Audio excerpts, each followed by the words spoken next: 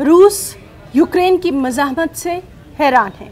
हर गुजरते दिन के साथ उसकी झुंझलाहट में इजाफा ही होता जा रहा है। हिकमत अमली और जंग के मैदान में मतलूबा हदफ हासिल न होने से रूस अपने मंसूबे पर नज़रसानी करने पर मजबूर हो रहा है। मारिउपोल समेत कुछ शहरों में रूसी फौज ने पेशकदमी भी की है। इस बीच यूक्रेन ने रूस के लेफ्टिनेंट जनरल को मार गिराने का दावा कर डाला। यूक्रेन ने लेफ्टिनेंट जनरल आंद्रे मोड्योचिव को मार गिराने का दावा किया। यूक्रेन ने सोमी और मिकोलाइव में रूसी फौज को शदीद नुकसान पहुंचाने का दावा किया। मारिउपोल में रूस और यूक्रेन के बीच शदीद लड़ाई जारी है। लड़ाई के दरमियान मुतासरा शहरों से शहरियों को निकालने की कोशिशें भी लगातार जारी हैं। लुहांस्क में शहरियों के इनखला के लिए राहदारी जल्द खोले जाने का इम्कान है।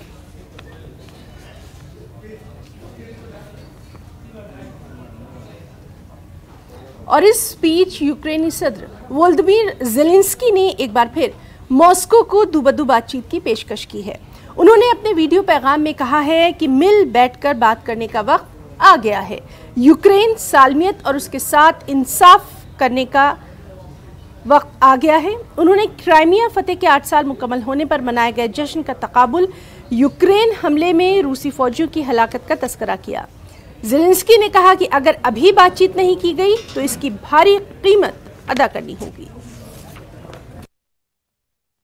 Я хочу, щоб мене зараз почули всі, почули особливо в Москві. Настав час зустрічатись, час говорити, настав час відновлювати територіальну цілісність і справедливість для України. Інакше втрати Росії будуть такими, що вам не вистачить і кількох поколінь, щоб піднятися. Сьогодні в Москві прозвучало багато слів у зв'язку з річницею захоплення Криму.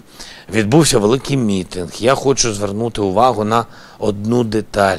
Повідомляється, що загалом до мітингової активності в столиці Росії були залучені близько 200 тисяч людей, 100 тисяч на вулицях, 95 тисяч.